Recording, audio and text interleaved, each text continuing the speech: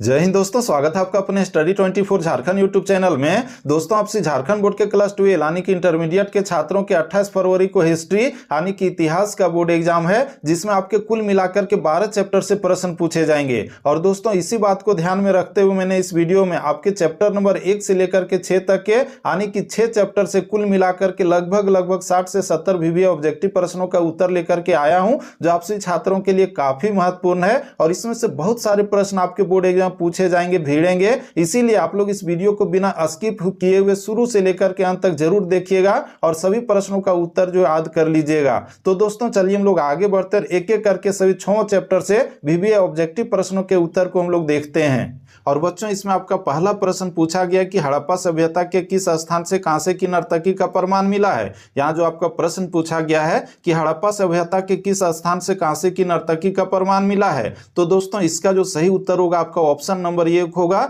मोहनजोदड़ो। यानी कि मोहनजोदड़ो से कांसे की नर्तकी की मूर्ति मिली है, जो इस सभ्यता की धातु कला का उत्कृष्ट उदाहरण है। और यह मूर्ति लगभग 10.5 सेंटीमीटर ऊंची है। कितनी ऊंची है? तो 10.5 सेंटीमीटर ऊंची है। और इसे डांसिंग गर्ल यानी कि नाचने वाली लड़की के रूप में जाना जाता है। और यह मूर्ति इस बात का प्रमाण है कि उस समय की समाज में नृत्य और कला का महत्वपूर्ण स्थान था। तो दोस्तों, इस तरह से हम लोगों ने इस प्रश्न के उत्तर को देखा, जिसमें आपका पूछा गया था कि हड़प्पा सभ्यता के किस स्थान से कांसे की नर्तकी का प्रमाण मिला है। तो इसका सही उत्तर है आपका ऑप्शन नंबर ये, मोहनजोदड़ो। इसका दोस्तों हम लोग आगे बढ़ते, आपका दूसरा प्रश्न है कि हड़प्पा सभ्यता से संबंधित R37 क्या है। यहाँ पर जो हम लोग देख रहे हैं AK-47 जो राइफल होता है, तो उसी तरह से यहाँ पर नाम दिया गया है कि हड़प्पा सभ्यता से संबंधित R37 क्या है। तो दोस्तों, ये जो R37 है कोई राइफल नहीं है, बल्कि एक जो एक कब्रगाह था।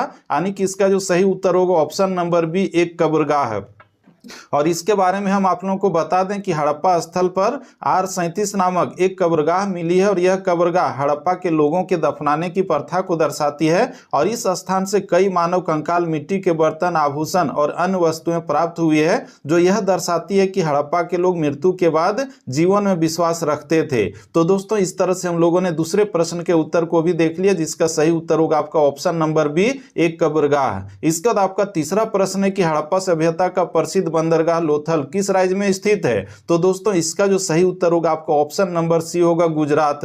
और इसके बारे में बता दें कि लोथल गुजरात के सरगावला जिले में स्थित है। और इसे हड़प्पा सभ्यता का प्रमुख बंदरगाह माना जाता है। और यहां से एक कृत्रिम गोदी का प्रमाण मिला है, जो दर्शाता है कि उस समय व्यापार और जल परिवहन बहुत उन्नत था। और लोथल से समुद्री व्यापार के संकेत मिलते हैं, जिससे यह निष्कर्ष निकाला गया है कि हड़प्पा के लोग पश्चिमी एशिया से व्यापार करते थे। तो इस तरह से हम लोगों ने इस प्रश्न के उत्तर को भी देख लिया, जिसका सही उत्तर है आपका ऑप्शन नंबर सी, गुजरात। यानी कि लोथल जो है गुजरात में स्थित है, जो भारत में ही है। इसका दोस्तों आपका चौथा प्रश्न कि सिंधु घाटी सभ्यता में समाज का स्वरूप क्या था।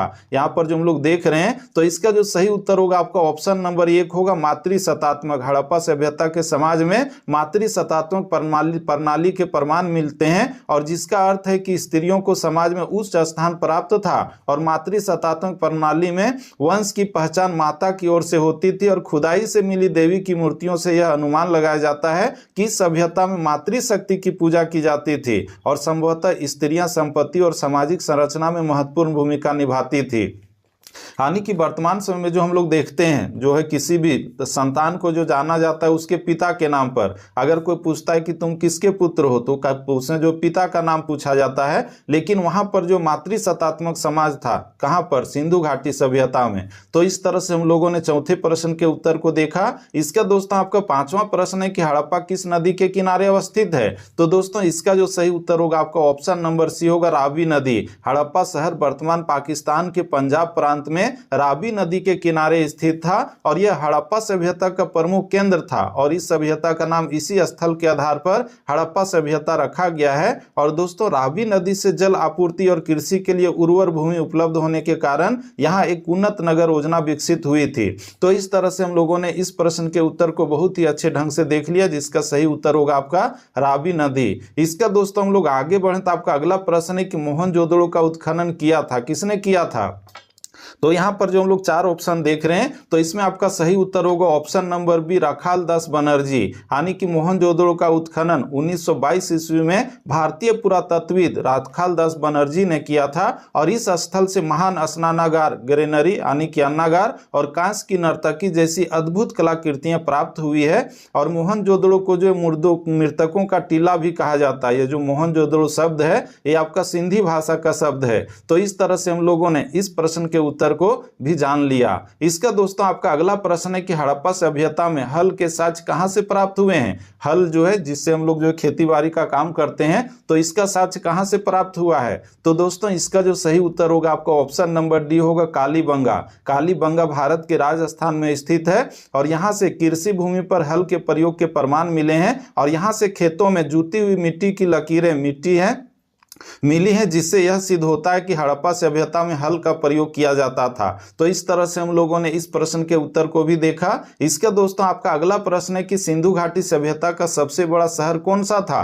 तो दोस्तों इसका जो सही उत्तर होगा आपका ऑप्शन नंबर बी होगा, मोहनजोदड़ो। मोहनजोदड़ो जो है हड़प्पा सभ्यता का सबसे बड़ा और सबसे उन्नत नगर था और इसकी नगर योजना, जल निकासी व्यवस्था और भव्य इमारतें इस सभ्यता की उन्नत वास्तुकला और नगर नियोजन को दर्शाती है। तो इस तरह से हम लोगों ने 8वें प्रश्न के उत्तर को भी देख लिया, जिसका सही उत्तर होगा आपका ऑप्शन नंबर बी, मोहनजोदड़ो। इसका दोस्तों आपका 9वां प्रश्न है कि सिंधु घाटी के निवासियों को किस धातु का ज्ञान नहीं था।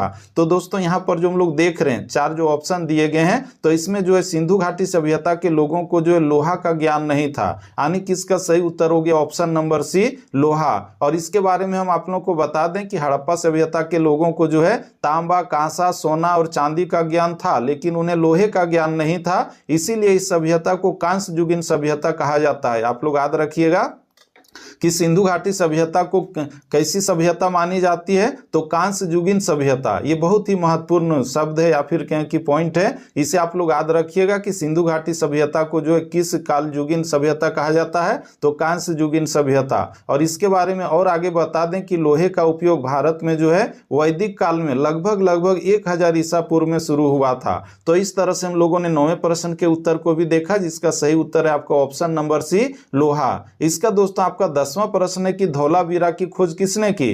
तो दोस्तों इसका जो सही उत्तर होगा आपका ऑप्शन नंबर बी होगा, जेपी जोशी। और इसके बारे में बता दें कि धौलावीरा जो है गुजरात में कच्छ के रण क्षेत्र में स्थित है और इसकी खोज जो है 1967-68 में प्रसिद्ध पुरातत्वविदा जेपी जोशी ने की थी। और यह हड़प्पा सभ्यता का एक महत्वपूर्ण नगर था, जिसकी विशिष्ट विशेषता इसकी जल संचयन प्रणाली और नगर योजना थी। तो इस तरह से हम लोगों ने 10वें प्रश्न के उत्तर को भी देखा, जिसमें पूछा गया था कि धौलावीरा की खोज किसने की, तो जेपी जोशी ने की। इसका दोस्तों आपका अगला प्रश्न है कि सिंधु घाटी सभ्यता की जुड़वा राजधानी कौन सी थी। तो इसका सही उत्तर होगा आपका option number C, Harappa Mohenjodaro. इसका दोस्तों हम लोग आगे बढ़े तो आपका जो अगला प्रश्न है कि लोथल कहाँ स्थित है। तो लोथल ये गुजरात में है। इससे संबंधित एक प्रश्न हम लोगों ने ऊपर में भी देखा है। तो इस तरह से हम लोगों ने आपके हिस्ट्री का जो पहला चैप्टर था, ईंटें, मनके तथा अस्थियां, हड़प्पा सभ्यता, तो इसे कुल मिलाकर के 12 VVI ऑब्जेक्टिव प्रश्नों के उत्तर को हम लोगों ने देखा। इसके बाद हम लोग आगे बढ़े तो आपका चैप्टर नंबर 2 है, राजा, किसान और नगर, आरंभिक राज्य और अर्थव्यवस्थाएं।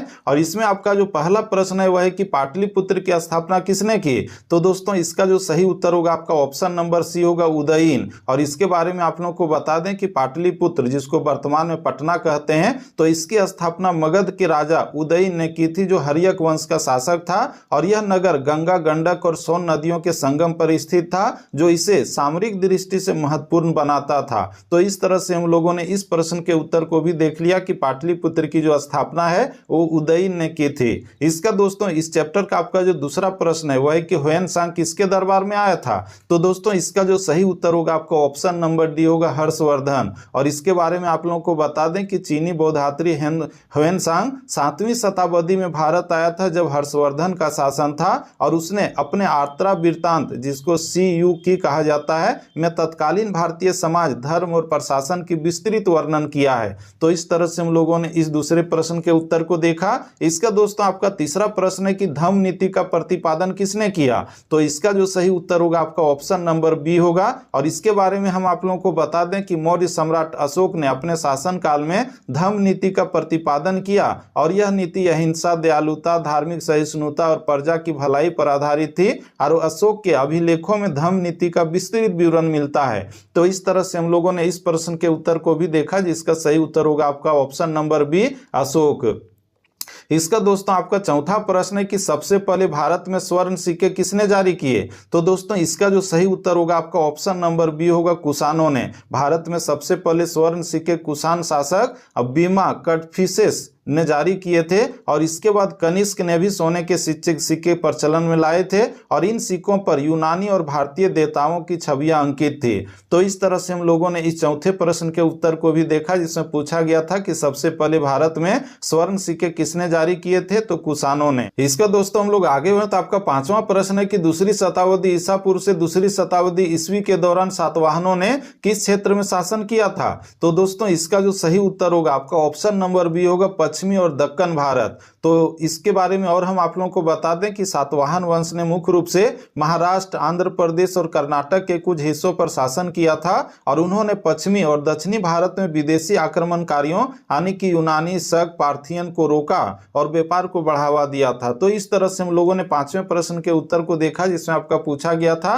कि दूसरी शताब्दी ईसा पूर्व से दूसरी शताब्दी ईस्वी के दौरान सातवाहनों ने किस क्षेत्र में शासन किया था, तो पश्चिमी और दक्कन भारत में, यानी कि ऑप्शन नंबर बी सही है। इसका दोस्तों आपका छठा प्रश्न है कि अष्टाध्यायी नामक ग्रंथ की रचना किसने की। तो इसका जो सही उत्तर होगा आपका ऑप्शन नंबर डी होगा, पाणिनि ने। और इसके बारे में हम आप लोगों को बता दें कि पाणिनि ने अष्टाध्यायी नामक संस्कृत व्याकरण ग्रंथ की रचना की थी और यह विश्व की सबसे पुरानी और वैज्ञानिक व्याकरण पुस्तकों में से एक है और इस ग्रंथ में संस्कृत भाषा के लगभग 4000 से अधिक सूत्र दिए गए हैं। तो इस तरह से हम लोगों ने छठे प्रश्न के उत्तर को भी देखा। इसका दोस्तों आपका सातवां प्रश्न है कि अशोक के अभिलेखों में कितने प्रकार के प्रांतों का उल्लेख है। तो दोस्तों इसका जो सही उत्तर होगा आपका ऑप्शन नंबर सी होगा, 5 प्रकार के। और इसके बारे में हम आप लोगों को बता दें कि अशोक के शिलालेखों से पता चलता है कि मौर्य साम्राज्य को 5 प्रमुख प्रांतों में विभाजित किया गया था और वो 5 प्रांत कौन कौन था आप लोग जानते हैं, हम आप लोगों को बतावें।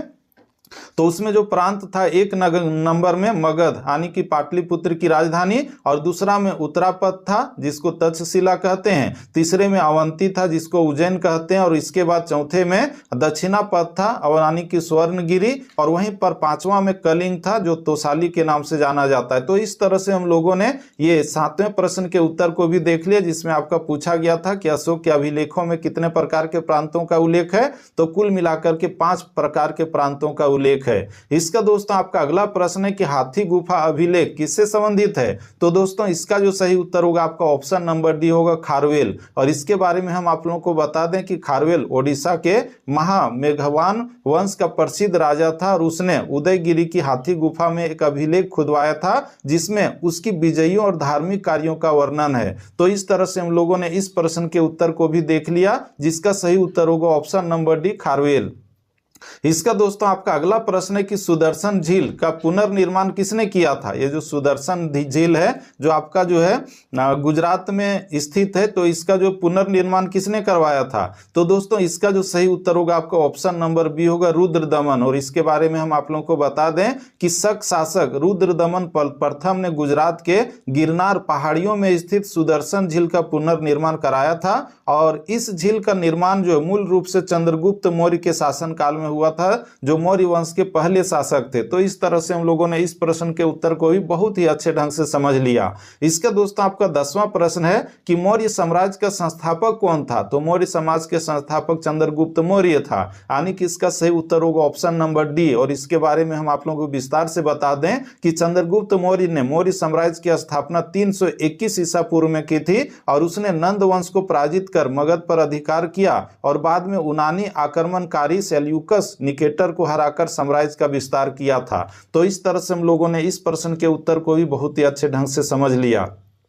इसका दोस्तों आपका 11वां प्रश्न है कि कलिंग युद्ध कब हुआ था। तो दोस्तों इसका जो सही उत्तर होगा आपका ऑप्शन नंबर बी होगा 261 ईसा पूर्व में। और इसके बारे में हम आप लोगों को बता दें कि कलिंग का युद्ध 261 ईसा पूर्व में हुआ था और इस युद्ध में अशोक ने उड़ीसा के कलिंग राज्य को जीत लिया था, लेकिन युद्ध की भयानक विनाश लीला देखकर उसने बौद्ध धर्म अपना लिया और अहिंसा का मार्ग अपनाया था। तो इस तरह से हम लोगों ने इस प्रश्न के उत्तर को भी देखा जिसमें दिया गया था कि कलिंग का युद्ध कब हुआ था।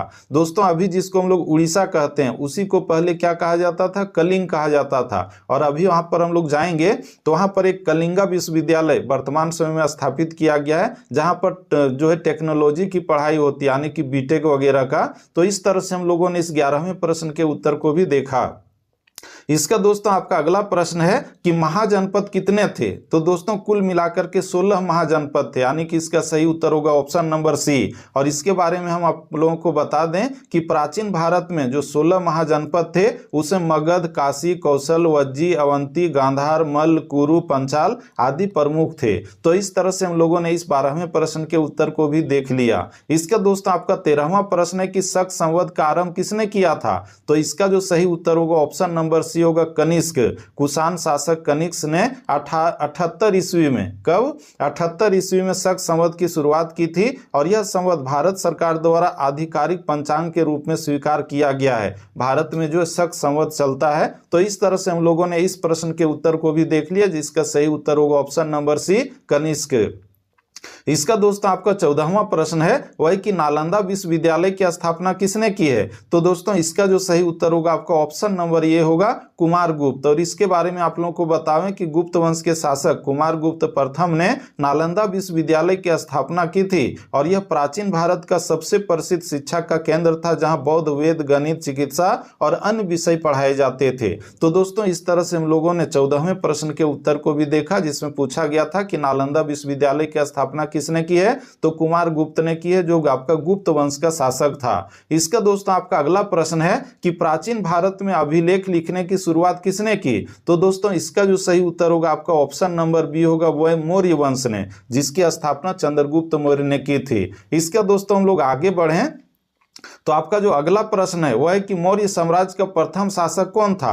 तो दोस्तों इसका जो सही उत्तर होगा आपका ऑप्शन नंबर बी होगा, चंद्रगुप्त मौर्य ने। इसका दोस्तों हम लोग आगे बढ़े तो आपका अगला प्रश्न है कि भारत का नेपोलियन किसे कहा जाता है। ये जो नेपोलियन है फ्रांस का शासक था जो 1804 ईस्वी में बना था, लेकिन भारत का नेपोलियन किसे कहा जाता है। तो दोस्तों इसका जो सही उत्तर होगा आपका ऑप्शन नंबर बी होगा, समुद्रगुप्त।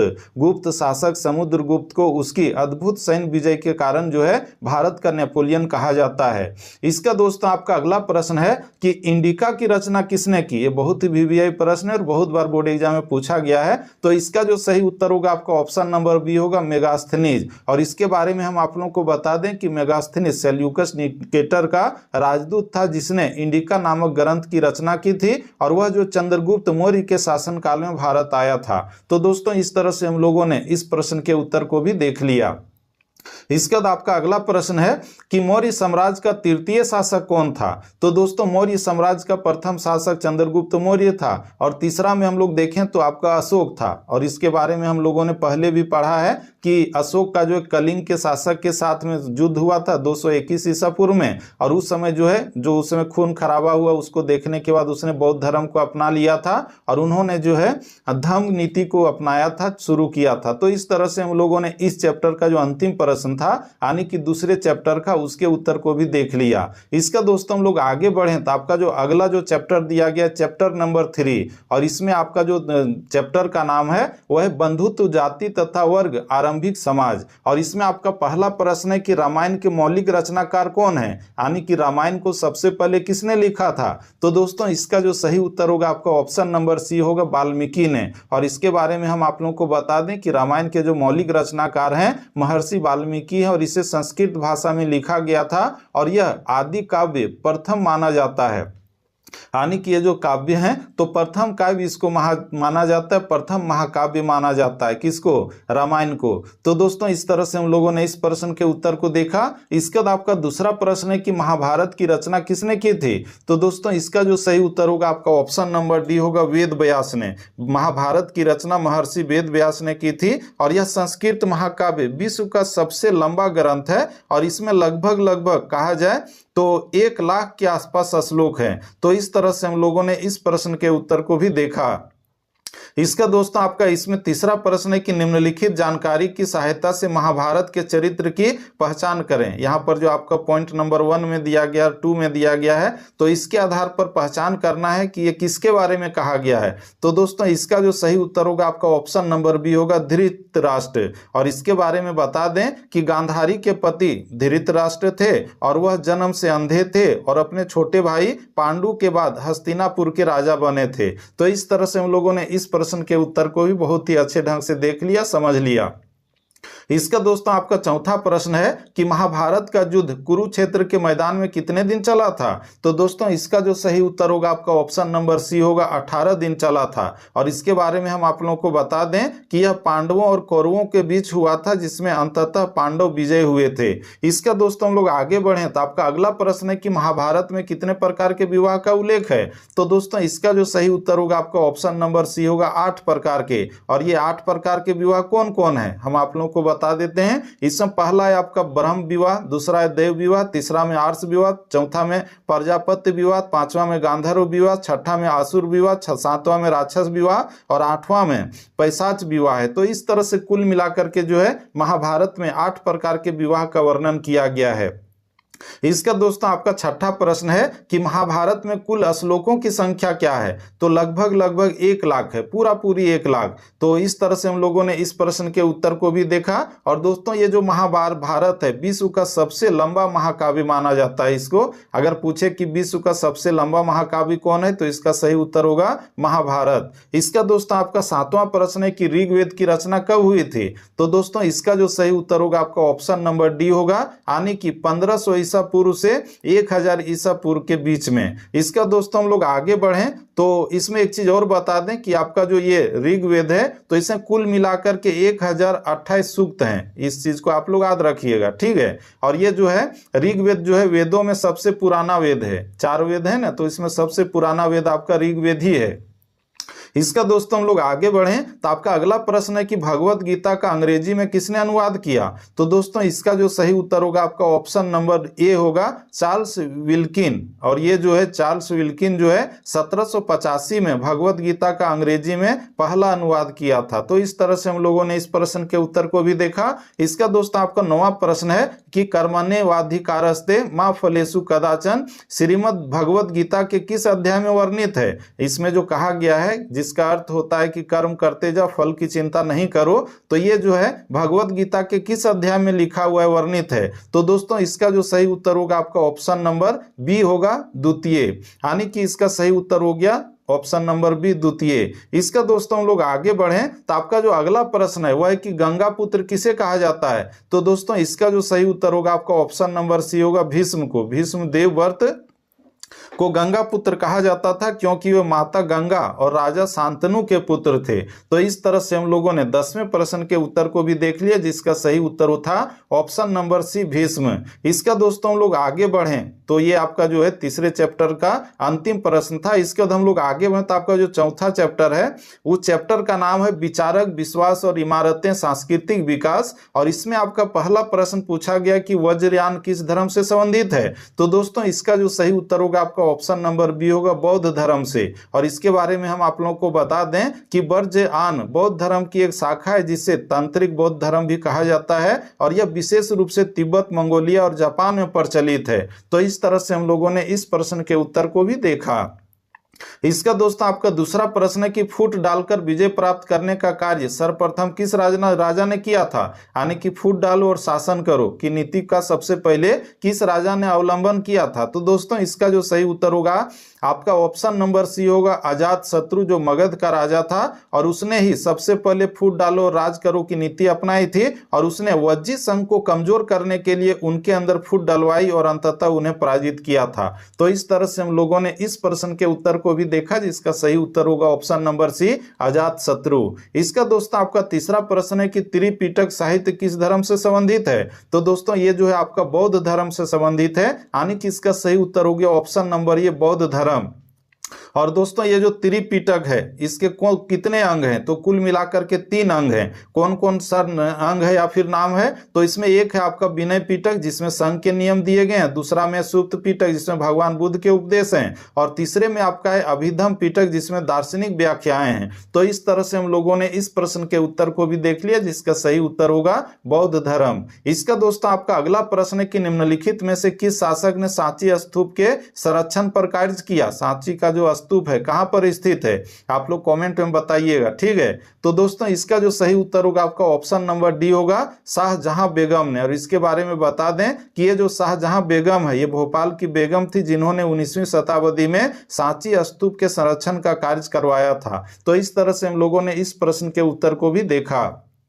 इसका दोस्तों आपका अगला प्रश्न है कि निम्नलिखित में से कौन सा कथन सही है, जिसमें आपका दिया गया है। तो इसमें 4 ऑप्शन में आपका सही उत्तर होगा ऑप्शन नंबर डी, बुद्ध ने कुशीनगर में महापरिनिर्वाण प्राप्त किया था, यानी कि इसकी जो मृत्यु हुई थी कुशीनगर में हुई थी। महापरिनिर्वाण प्राप्त करना मतलब मृत्यु को प्राप्त करना। तो ये आपका सही उत्तर हो गया ऑप्शन नंबर डी, यानी कि बुद्ध ने कुशीनगर में महापरिनिर्वाण प्राप्त किया था। और दोस्तों ये जो कुशीनगर है आपका उत्तर प्रदेश में स्थित है। तो इस तरह से हम लोगों ने पूरे डिटेल से इसके उत्तर को देखा। इसका दोस्तों आपका छठा प्रश्न है कि सांची मध्य प्रदेश के किस जिले में स्थित है, जहां पर सांची का स्तूप है। तो दोस्तों इसका जो सही उत्तर होगा आपका ऑप्शन नंबर बी होगा रायसेन।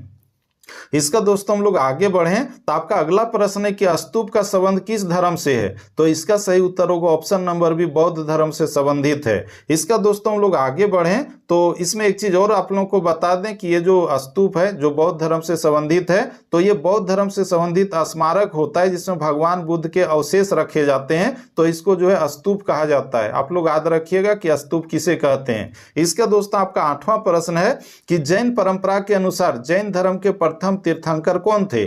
तो दोस्तों इसका सही उत्तर होगा आपका option number B Rishabhdev. Rishabhdev जो है जैन धर्म के प्रथम तीर्थंकर थे। और वहीं पर 24वें कौन थे, तो 24वें आपके महावीर थे। इसका दोस्तों हम लोग आगे बढ़ें तो आपका अगला प्रश्न है कि महात्मा बुद्ध का जन्म स्थान कहाँ है, जिन्होंने बौद्ध धर्म को शुरू किया था। तो दोस्तों इसका सही उत्तर होगा option number D Lumbini Kapilavastu. और इसके बारे में हम आप लोगों को बता दें कि ये जो लुम्बिनी है या फिर कपिलवस्तु है, तो ये जो है वर्तमान में नेपाल में स्थित है। और वहीं पर इनका जन्म जो है महात्मा बुद्ध का 563 ईसा पूर्व में जन्म हुआ था। तो इस तरह से हम लोगों ने इस प्रश्न के उत्तर को देखा। इसका दोस्तों आपका अगला प्रश्न है कि किस पेड़ के नीचे महावीर को ज्ञान प्राप्त हुआ था। तो दोस्तों इसका सही उत्तर होगा आपका ऑप्शन नंबर बी साल वृक्ष के नीचे। इसका आपका अगला प्रश्न है कि महावीर का जन्म कहाँ हुआ था। तो दोस्तों महावीर का जन्म जो है कुंडलवन वैशाली में हुआ था। ये जो कुंडलवन है ये आपका वैशाली बिहार में स्थित है। वहीं पर जो 540 ईसा पूर्व में इनका जन्म हुआ था। इसका दोस्तों हम लोग आगे बढ़ें तो आपका जो अगला प्रश्न है वह है कि बुद्ध चरित्र की रचना किसने की। तो इसका सही उत्तर होगा आपका ऑप्शन नंबर बी अश्वघोष ने। अश्वघोष ने बुद्ध चरित्र नामक महाकाव्य की रचना की थी, जो भगवान बुद्ध की जीवनी है। आप लोग याद रखिएगा बुद्ध चरित्र क्या है, भगवान बुद्ध की जीवनी है। इसका दोस्तों आपका अगला प्रश्न है कि वेदों की संख्या कितनी है। बहुत ही इजी और लॉलीपॉप प्रश्न है। अगर पूछ दिया तो आप लोग बहुत ही आसानी से उत्तर लिख लेंगे, जिसका सही उत्तर होगा ऑप्शन नंबर बी 4। और वे 4 वेद कौन कौन से हैं, ऋग्वेद, यजुर्वेद, सामवेद, अथर्ववेद, है कि नहीं, जिसमें सबसे पुराना आपका ऋग्वेद है। इसका दोस्तों आपका अगला प्रश्न है कि महात्मा बुद्ध को ज्ञान की प्राप्ति कहाँ हुई थी। तो महात्मा बुद्ध को ज्ञान की प्राप्ति बोध गया में हुई थी। भगवान बुद्ध को ज्ञान की प्राप्ति कहाँ हुई थी, बोध गया बिहार में हुई थी। और वहां पर जो पीपल के वृक्ष के नीचे ज्ञान प्राप्त हुआ था। तो दोस्तों इस तरह से हम लोगों ने इस चैप्टर के भी जो है कुल मिलाकर के 14 भी ऑब्जेक्टिव प्रश्नों के उत्तर को देख लिए। इसके बाद हम लोग आगे बढ़ें तो आपका जो हिस्ट्री का जो 5वां चैप्टर है वह है आर्यों के नजरिए समाज के बारे में उनकी समझ है। और अब चलिए इस चैप्टर में जो वीवीए ऑब्जेक्टिव प्रश्न है उसके उत्तर को हम लोग देखते हैं, जिसमें आपका पहला प्रश्न पूछा गया है कि इब्न बतूता कहां से भारत आया था। तो दोस्तों इसका जो सही उत्तर होगा आपका ऑप्शन नंबर डी होगा, मोरक्को। ये जो मोरक्को है ये अफ्रीका महादेश में स्थित है। और इसके बारे में और आप लोगों को बता दें कि इब्न बतूता 14वीं शताब्दी में भारत आया था और वह जो मोरक्को यानी कि अफ्रीका का निवासी था, जो दिल्ली के सुल्तान मोहम्मद बिन तुगलक के दरबार में एक न्यायाधीश यानी कि काजी के रूप में कार्यरत था। तो इस तरह से हम लोगों ने पूरा डिटेल से इसके बारे में समझ लिया कि इब्न बतूता कौन था और कहां से आया था और यहां पर आकर के वो क्या करता था। इसका दोस्तों आपका जो अगला प्रश्न है वह है कि भारत में प्रचलित सती प्रथा का उल्लेख किस विदेशी यात्री ने किया था। तो इसका जो सही उत्तर होगा आपका ऑप्शन नंबर बी होगा, अल बिरूनी। अल बिरूनी जो है उसने अपनी पुस्तक किताब उल हिंद, अल बिरूनी ने एक किताब लिखा था जिसका नाम था किताब उल हिंद। तो उसमें जो है सती प्रथा का उल्लेख किया और उसने भारतीय समाज और संस्कृति का गहन अध्ययन किया था। तो दोस्तों इस तरह से हम लोगों ने इस प्रश्न के उत्तर को भी देखा। इसके बाद आपका तीसरा प्रश्न है कि अल बिरूनी ने किताब उल हिंद किस भाषा में लिखी है। तो दोस्तों इसका जो सही उत्तर होगा आपका ऑप्शन नंबर ये होगा, अरबी भाषा में। अल बिरूनी ने अपनी प्रसिद्ध रचना किताब उल हिंद जो है अरबी भाषा में लिखी है, जिसमें भारत की संस्कृति, परंपराओं और धार्मिक मान्यताओं का वर्णन किया गया है। इसका दोस्तों आपका जो अगला प्रश्न है वह है कि अल बिरूनी किसके साथ भारत आया था।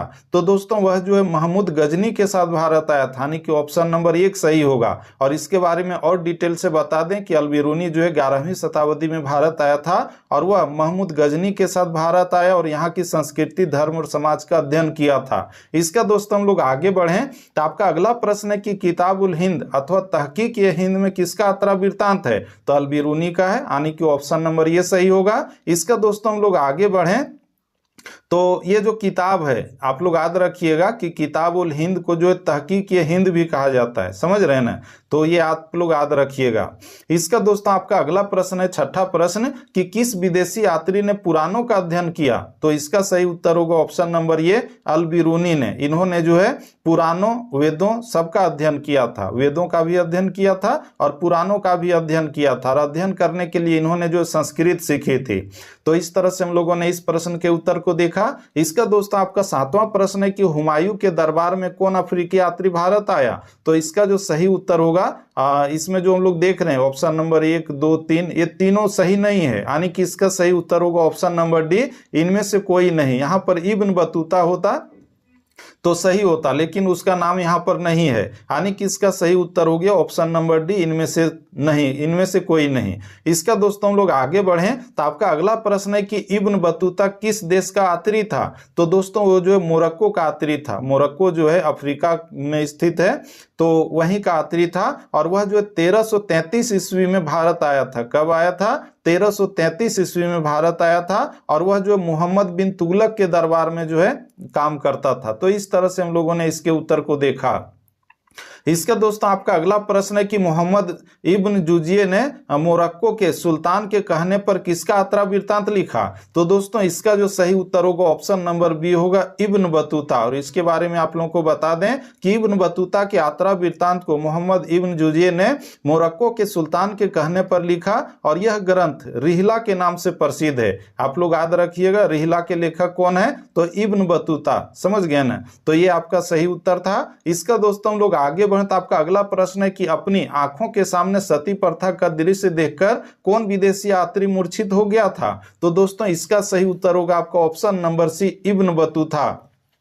इब्न बतूता ये जो है अपने नजरों के सामने जो सती प्रथा को देखने के बाद मूर्छित हो गया था, यानी कि बेहोश हो गया था। इसका दोस्तों आपका अगला प्रश्न है कि फ्रांसवा बर्नियर कौन था। तो इसमें जो आप लोग देख रहे हैं ऑप्शन जो दिया हुआ है, तो इसमें जो है फ्रांसवा बर्नियर जो है फ्रांसीसी यात्री था, इतिहासकार था, चिकित्सक और राजनीतिक दार्शनिक था, यानी कि इसका जो सही उत्तर होगा ऑप्शन नंबर डी होगा, इनमें से सभी। और उसने जो है मुगल भारत के बारे में विस्तार से लिखा था। तो इस तरह से हम लोगों ने 11वें प्रश्न के उत्तर को भी देखा।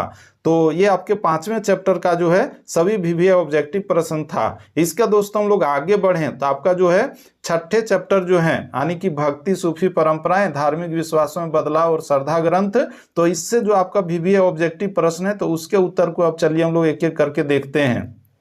और दोस्तों इसमें आपका जो पहला प्रश्न पूछा गया है वह है कि भक्ति आंदोलन के निर्गुण शाखा के प्रमुख संत कौन थे। तो दोस्तों इसका जो सही उत्तर होगा आपका ऑप्शन नंबर डी होगा, कबीर। और इसके बारे में हम आप लोगों को बता दें कि भक्ति आंदोलन दो शाखाओं में बंटा था, जिसमें एक था आपका सगुण भक्ति यानी कि जिसमें ईश्वर को साकार रूप में माना जाता था, और दूसरा था आपका निर्गुण भक्ति जिसमें ईश्वर को निराकार माना जाता था। और इसमें हम लोग देखें तो निर्गुण भक्ति के जो संत थे कबीर था, गुरु नानक था और दादू थे। और वहीं पर सगुण भक्ति के जो आपके संत थे उसमें तुलसीदास, सूरदास, मीराबाई ये लोग थे। तो इस तरह से हम लोगों ने इस प्रश्न के उत्तर को भी बहुत ही अच्छे ढंग से देख लिया, जिसमें आपका पूछा गया था कि भक्ति आंदोलन के निर्गुण शाखा के प्रमुख संत कौन थे। तो उत्तर होगा डी, कबीर। इसका दोस्तों आपका दूसरा प्रश्न है कि नयनार संत पूजा करते थे किसकी। तो इसका जो सही उत्तर होगा आपका ऑप्शन नंबर ये होगा, शिव की। आप लोग इसको याद रखिएगा, बहुत ही वीवीआई प्रश्न है कि नयनार संत किसकी पूजा करते थे। तो शिव की पूजा करते थे। और इसके बारे में और आप लोगों को बता दें कि ये जो अलवार संत थे वो लोग विष्णु के भक्त थे, यानी कि नयनार संत जो है शिव के और वहीं पर अलवार किसके थे तो विष्णु के। ये दो चीज आप लोग याद रखिएगा, नयनार संत शिव की पूजा करते थे, अलवार संत विष्णु के पूजा करते थे। इसका दोस्तों आपका तीसरा प्रश्न है कि पाहन पूजे हरि मिले किसकी काव्य पंक्ति है। तो दोस्तों इसका जो सही उत्तर होगा ऑप्शन नंबर ये होगा, कबीर की। कबीरदास मूर्ति पूजा का विरोध करते थे। अभी जो हम लोग देखते हैं सरस्वती पूजा करते हैं, दुर्गा पूजा करते हैं, काली पूजा करते हैं, तो मूर्ति की पूजा की जाती है। तो कबीरदास जो मूर्ति पूजा का जो विरोध करते थे और उनकी यह पंक्ति जो है, पाहन पूजे हरि मिले तो मैं पूजूं पहाड़, मूर्ति पूजा पर उनकी आलोचना को दर्शाती है। इसका दोस्तों हम लोग आगे बढ़ें तो आपका जो अगला प्रश्न है कि निम्नलिखित में से कौन एक सूफी संत नहीं है। तो दोस्तों इसका जो सही उत्तर होगा आपका ऑप्शन नंबर बी होगा, कबीर। कबीर जो है सूफी संत नहीं था। ये जो क्या था तो कबीर जो है भक्ति आंदोलन के संत थे, समझ रहे ना। जबकि वहीं पर आपका बाबा फरीद है, निजामुद्दीन औलिया है, मोइनुद्दीन चिश्ती है, तो ये सब आपका जो सूफी संत थे। तो इस तरह से हम लोगों ने इस प्रश्न के उत्तर को भी देखा। इसका दोस्तों आपका पांचवा प्रश्न है कि भक्ति आंदोलन को दक्षिण भारत से उत्तर भारत में लाने वाले संत कौन थे। तो वो थे आपका रामानंद। रामानंद ने भक्ति आंदोलन को उत्तर भारत में फैलाया और उनके प्रमुख शिष्यों में जो थे कबीर, रैदास, धन्ना, पीपा आदि ये लोग थे। तो ये आप लोग याद रखिएगा, रामानंद इसका सही उत्तर होगा। इसका दोस्तों आपका अगला प्रश्न है कि बंगाल के प्रसिद्ध संत कौन थे। तो इसमें जो आप लोग ऑप्शन देख रहे हैं तो इसमें सही उत्तर होगा आपका option number B, Chaitanya Mahaprabhu. Chaitanya Mahaprabhu ने गौड़ीय वैष्णव भक्ति आंदोलन को बढ़ावा दिया था और कृष्ण भक्ति का प्रचार किया था। तो इस तरह से हम लोगों ने छठे प्रश्न के उत्तर को भी देखा। इसका दोस्तों आपका अगला प्रश्न है कि तलवंडी यानी कि ननकाना साहिब किनका जन्म स्थान है। बहुत ही आसान प्रश्न है और महत्वपूर्ण प्रश्न है, जिसका सही उत्तर होगा आपका option number B, Guru Nanak. Guru Nanak का जन्म तलवंडी जो अब वर्तमान समय में पाकिस्तान में ननकाना साहिब में स्थित है। तो यही आपका सही उत्तर है। इसका दोस्तों आपका अगला प्रश्न है कि शेख निजामुद्दीन औलिया की दरगाह कहाँ। तो दोस्तों इसका जो सही उत्तर होगा आपका ऑप्शन नंबर एक होगा, दिल्ली में। निजामुद्दीन औलिया का जो दरगाह है दिल्ली में है और यह एक प्रसिद्ध सूफी दरगाह है। इसका दोस्तों हम लोग आगे बढ़े तो आपका अगला प्रश्न है कि बीजक में किसका उपदेश संग्रहित है। तो दोस्तों इसका जो सही उत्तर होगा आपका ऑप्शन नंबर एक होगा, कबीरदास की। और इसके बारे में हम आप लोगों को बता दें कि बीजक में कबीर के दोहों और उपदेशों का संग्रह है। इसका दोस्तों आपका 10वां प्रश्न है कि कबीर किसके शिष्य थे। तो दोस्तों इसका जो सही उत्तर होगा आपका ऑप्शन नंबर सी होगा, रामानंद के। और इसके बारे में हम आप लोगों को बता दें कि कबीर संत रामानंद के शिष्य थे, जिन्होंने भक्ति आंदोलन को उत्तर भारत में फैलाया था। इसका दोस्तों आपका अगला प्रश्न है कि ख्वाजा मोइनुद्दीन चिश्ती की दरगाह कहाँ है। बहुत ही आसान प्रश्न है, जिसको गरीब नवाज भी कहा जाता है। तो इसका सही उत्तर होगा आपका ऑप्शन नंबर डी, अजमेर में। ख्वाजा मोइनुद्दीन चिश्ती की दरगाह जो अजमेर यानी कि राजस्थान में स्थित है। इसका दोस्तों आपका अगला प्रश्न है कि निम्न में से महिला रहस्यवादी संत कौन थी। तो इसका जो सही उत्तर होगा आपका ऑप्शन नंबर डी होगा, यानी कि मीराबाई। मीराबाई कृष्ण भक्ति की महान संत थी और उन्होंने प्रेम और समर्पण से भक्ति का प्रचार किया था। इसका दोस्तों हम लोग आगे बढ़े तो आपका 12वां प्रश्न है वह कि ख्वाजा मोइनुद्दीन चिश्ती साहब की अजमेर स्थित दरगाह पर सर्वप्रथम कौन सा सुल्तान गया था। तो दोस्तों इसका जो सही उत्तर होगा आपका ऑप्शन नंबर बी होगा, मोहम्मद बिन तुगलक। ख्वाजा मोइनुद्दीन चिश्ती की दरगाह पर जाने वाला पहला सुल्तान कौन था? तो मोहम्मद बिन तुगलक था। इसके बाद हम लोग आगे बढ़े तो आपका नेक्स्ट क्वेश्चन है कि रामानंद के शिष्य कौन थे? तो रामानंद के जो शिष्य थे वे थे आपका कबीर है, रैदास है, धन्ना है, पीपा है, यानी कि इसका सही उत्तर होगा आपको ऑप्शन नंबर डी, इनमें से सभी। तो दोस्तों इस तरह से हम लोगों ने आज इस वीडियो में आपसे झारखंड बोर्ड के क्लास 12 यानी कि इंटरमीडिएट के छात्रों के लिए आपके हिस्ट्री के चैप्टर नंबर 1 से लेकर के 6 तक के सभी वीवीए ऑब्जेक्टिव प्रश्नों के उत्तर को देख लिया, जो आप लोगों के लिए बहुत ही महत्वपूर्ण है। और दोस्तों इसमें से बहुत सारे प्रश्न आपके बोर्ड एग्जाम में पूछे जाएंगे, इसीलिए आप लोग इस वीडियो को एक बार फिर से देख लीजिए ताकि आप लोगों को सभी प्रश्नों का उत्तर जो है वो याद हो जाए और आप लोग बोर्ड एग्जाम में लिख सकें और अधिक से अधिक अंक हासिल कर सकें। तो दोस्तों हम लोग फिर जो है नेक्स्ट जो वीडियो आप लोगों का आएगा उसमें आपका चैप्टर नंबर 7 से लेकर के 12 तक यानी कि कुल 6 चैप्टर का जो बाकी रह गया है उसके उत्तर को भी उपलब्ध कराऊंगा। इसीलिए आप लोग चाहें तो इस YouTube चैनल को सब्सक्राइब करके इसके नोटिफिकेशन बिल को प्रेस करके रख सकते हैं, ताकि जब भी मैं उस वीडियो को डालूंगा तो उसका नोटिफिकेशन आप लोगों तक पहुंच जाएगा और आप लोग उस वीडियो को भी देख करके जो है पूरा का पूरा 100% ऑब्जेक्टिव प्रश्नों के उत्तर को लिख पाएंगे। तो दोस्तों ये आप लोगों के लिए महत्वपूर्ण वीडियो था, बाकी नेक्स्ट वीडियो भी महत्वपूर्ण रहेगा। तो हम लोग फिर से मिलते हैं हम लोग नेक्स्ट वीडियो में, तब तक के लिए जय हिंद, वंदे मातरम, थैंक यू।